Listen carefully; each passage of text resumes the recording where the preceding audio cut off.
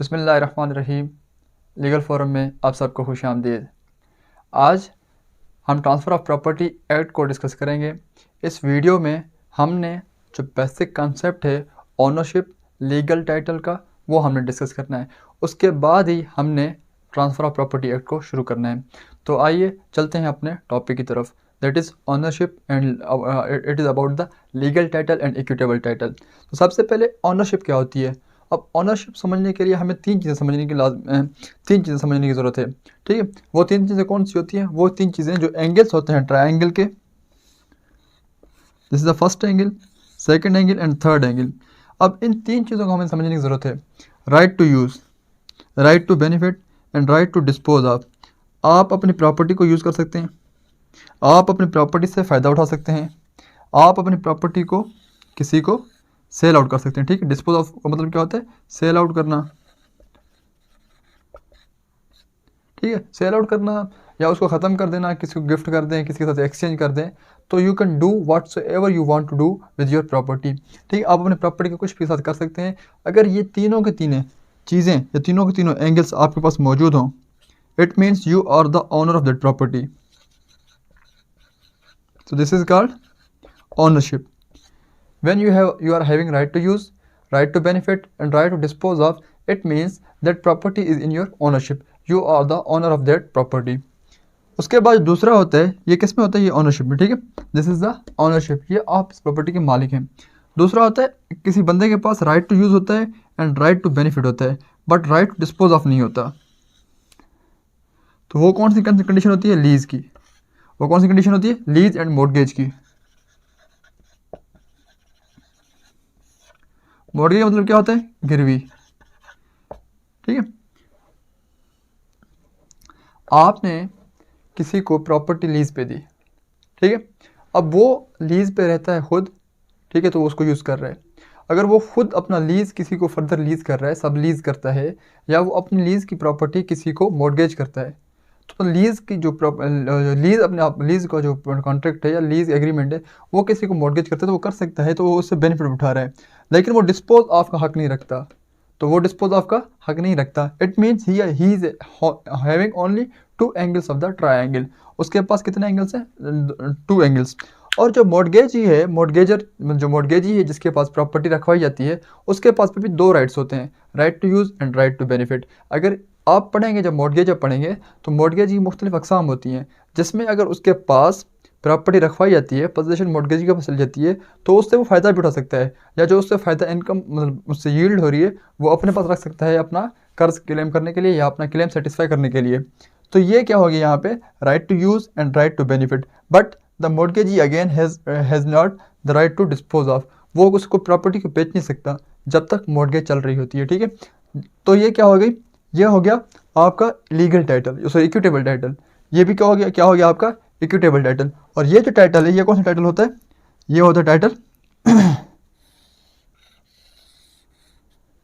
Legal title. अब legal title आप अगर first ownership, if you are having the ownership of any property, it means you are holding the legal title, and legal title is the strongest title among all the titles. जितने भी titles होते हैं उन सब में से strongest कौन सा होता है? legal title strongest होता है। अब देखें, ये जो टाइटल है इसका right to use and right to benefit, तो ये कौन सा टाइटल होता है? equitable title। कौन सा title? equitable title। These both, the mortgagee and the lessee, they both have the equitable title. उन दोनों का इक्विटेबल टाइटल होता है, और इक्विटेबल टाइटल जो होता है वो वीकर होता है, वो इतना स्ट्रॉन्गर नहीं होता है। इससे पहले मैं आपको एक जनरल प्रिंसिपल बता दूं, जब आप ट्रांसफ़र ऑफ प्रॉपर्टी एक्ट को पढ़ेंगे तो वहाँ पे जो ट्रांसफ़र से मुराद है, वो ट्रांसफ़र से क्या मुराद है? आप किसी लिविंग बंदे ने, किसी जिंदा बंदे ने, किसी हयात बंदे ने किसको ट्रांसफ़र करनी है प्रॉपर्टी? किसी जिंदा बंदे को ट्रांसफ़र करनी है। ठीक है, वरना आप किसी मतलब जैसे विल होती है या किसी और चीज़ की आप करते हैं, मतलब ये प्रॉपर्टी मैं रखवा रहा हूँ, ये प्रॉपर्टी जो मेरा 5वीं जनरेशन में आने वाला पोता होगा, मेरे बेटे के बेटे का बेटा होगा, ये मैं उसको प्रॉपर्टी मिले, तो अब वो प्रैक्टिस नहीं होती। 1882 से पहले ये प्रैक्टिस हुआ करती थी, 1882 से पहले ये प्रैक्टिस हुआ करती थी। तो क्या भाई, जो दादा कब्र में पड़ा हुआ है वो वहाँ से प्रॉपर्टी को क्या कर रहा है, मतलब कंट्रोल कर रहा है कि ये प्रॉपर्टी किसकी तरफ जानी है। जब आप सेक्शन 14 पढ़ेंगे रूल्स अगेंस्ट परपीट्यूटी का, तब उसको में आपको ये बात क्लियर हो जाएगी कि आपने एक लिविंग से दूसरे लिविंग की तरफ प्रॉपर्टी ट्रांसफ़र करनी है। अब पहले क्या होता था कि फॉर सपोज ग्रैंडफादर कहता था कि ये जो मेरी प्रॉपर्टी है ये मेरे जाए ग्रैंडसन को। कौन सा ग्रैंडसन? फॉर सपोज 4th या 5th या 10th जनरेशन में जो आएगा उसको। तो देखिए जब तक वो पैदा नहीं होता तो इसका मतलब ये है कि वो कब्र से वो दादा उस प्रॉपर्टी को क्या कर रहा है? कंट्रोल कर रहा है, वो उसको उस पर उसने लगाम लगाई हुई है, ठीक है। अब वो प्रॉपर्टी का आप नहीं कर सकते। जब आप सेक्शन 14 पढ़ेंगे रूल अगेंस्ट परपेचुइटी, तो आप उस पर बात क्लियर हो जाएगी कि हाँ, अगर आपने ऐसे कुछ काम करना है तो आपने उसके लिए ट्रस्टी बनाने हैं, और सब के सब ट्रस्टी, या फॉर सपोज आप 5-6 ट्रस्टी बनाते हैं, ठीक है, तो सब के सब ट्रस्टी क्या होने चाहिए? जिंदा होने चाहिए। तो जब सेक्शन 14 पढ़ेंगे इंशाल्लाह इन द नेक्स्ट वीडियो, तो वो इंशाल्लाह ज़्यादा क्लियर हो जाएगा। अब हम आते हैं किसकी तरफ? इसके साथ टाइटल्स के हवाले से कुछ दो लीगल मैगजीम्स हैं, वो उनको हम डिस्कस करते हैं। जब आप इक्विटी पढ़ते हैं, ठीक है, तो अब ये इन मैगजीम्स को डिस्कस करते हैं। When equities are equal law will prevail. अच्छा, अब समझने की यहाँ पे बात है कि देखिए जो ऑनर है, जिसके पास प्रॉपर्टी है, उसके पास क्या है? राइट टू यूज़ है और राइट टू बेनिफिट है। जिसने बंदे ने प्रॉपर्टी लीज पे ली हुई है उसके पास भी 2 राइट्स हैं, बेनिफिट और यूज़ का, यूज़ एंड बेनिफिट, ओके। या मॉर्गेजी है, उसके पास भी कौन से राइट्स हैं? यूज़ के और बेनिफिट के। अब गवर्नमेंट आपसे आपकी प्रॉपर्टी ले सकती है under the law acquisition act. अब फॉर सपोज आपसे गवर्नमेंट ने जो आपने प्रॉपर्टी मॉर्गेज की हुई थी वो गवर्नमेंट ने आपसे ले ली। अब गवर्नमेंट टाइटल क्या बन जाता है? Legal title. गवर्नमेंट का टाइटल क्या बनेगा? लीगल टाइटल बनेगा। अब जो मॉर्गेजी है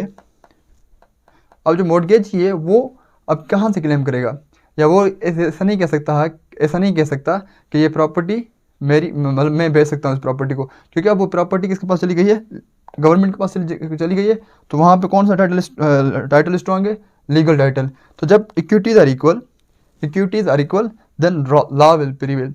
जब ये आप ट्रांसफर ऑफ प्रॉपर्टी एक्ट का सेक्शन 78 से आगे पढ़ेंगे, प्रायोरिटी वाले पढ़ेंगे, तब भी ये आपने मज़ीद डिटेल में डिस्कस करना है। अब यहाँ पे ये होता है कि जब मॉर्गेज होती है तो मॉर्गेज में क्या होता है? जब मॉर्गेज के पैसे, फॉर सपोज किसी ने किसी को कर्ज दिया, अब वो कर्ज वापस देने से कासिर हुए, ठीक है, तो उसने क्या किया था? प्रॉपर्टी अपनी मॉर्गेज रखवाई थी। तो अब जो मॉर्गेजी है, जिसके पास प्रॉपर्टी पड़ी हुई है, वो प्रॉपर्टी रखता ही इस वजह से है कि जब मुझे वो कर्ज वापस नहीं करेगा तो मैंने ये प्रॉपर्टी बेच के अपना कर्ज क्लियर कर लूँगा, या मैं उस प्रॉपर्टी से किसी तरीके से अपना कर्ज क्लियर कर लूँगा। तो अगर उसमें बीच में गवर्नमेंट आ जाती है during the term of lease, during the term of the mortgage, तो फिर आप किसका टाइटल स्ट्रॉन्ग होगा? तो गवर्नमेंट का टाइटल स्ट्रॉन्ग होगा। ये पहला मैगजीन था, ठीक है। और दूसरा मैगजीन यहाँ पे है व्हेन इक्विटीज आर इक्वल। जब इक्विटीज इक्वल होंगी first in time will prevail. जो पहला होगा टाइम में वो प्रीवेल करेगा। अब फॉर सपोज यहाँ पे एक प्रॉपर्टी है, उसकी कीमत कितनी है? 1 लाख रुपए।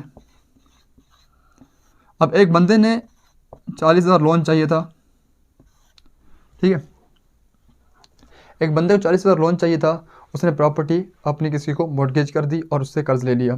अब उसको अगेन कोई कर्ज चाहिए, तो उसने क्या किया? दोबारा 50,000 कर्ज लेके दूसरे बंदे को प्रॉपर्टी मॉर्गेज कर दी। अब देखो पहला बंदा कौन सा था? ये 40,000 वाला, और दूसरा बंदा कौन सा? 50,000 वाला। अब जब ये बंदा डिफ़ॉल्ट करेगा, जिसने कर्जा दिया था, जिस बंदे ने डिफ़ॉल्ट करेगा, तो पहले 50,000 वाला नहीं जाएगा उसके पास, पहले कौन जाएगा? पहले किसका हक बनेगा? पहले बनेगा हक किसका? 40,000 वाले का। क्यों? क्योंकि उन दोनों के पास कौन सा टाइटल है? इक्विटेबल टाइटल है। तो यहाँ पे इक्विटीज़ क्या है? यहाँ पे इक्विटीज़ इक्वल हैं, तो कौन सा टाइटल प्रीवेल करेगा? जो कौन सी चीज़ पहले प्रीवेल करेगी? जो फर्स्ट इन टाइम होगी। तो यहाँ पे सबसे पहले किसको पैसा मिलेगा अपना? कि कौन अपना हक सेटिस्फाई करेगा?